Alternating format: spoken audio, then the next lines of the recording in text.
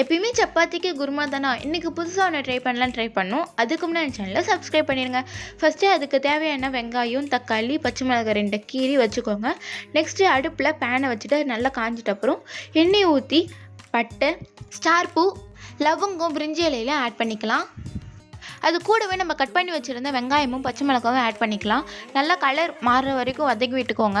Next ஒரு கைப்பிடி உப்பை எடுத்து போட்டுக்கலாம். அப்போ தான் நமக்கு சீக்கிரம் வேகும். அது கூடவே ஒரு டீஸ்பூன் இஞ்சி பூண்டு பேஸ்ட்டு, தக்காளி ஆட் பண்ணி நல்லா வதக்கி விட்டுக்கோங்க.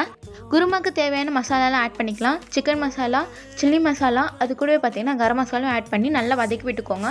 அதோடைய பச்சை வாசனை போகிற வரைக்கும் வதக்கி விட்டுட்ட அப்புறம் நம்ம வீட்டில் அரைச்சி வச்சுருந்த மிளகாத்தூள் ஒரு கரண்டி போட்டுக்கலாம்.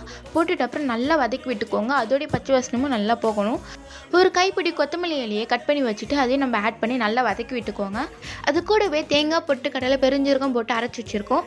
அதையும் அது கூட ஆட் பண்ணி நல்லா கலந்து விட்டுக்கோங்க. நெக்ஸ்ட்டு தேவையான அளவு கொஞ்சோண்டு தண்ணி ஊற்றி ஆட் பண்ணிவிட்டு ஒரு மூடி போட்டு மூடி வச்சுக்கலாம்.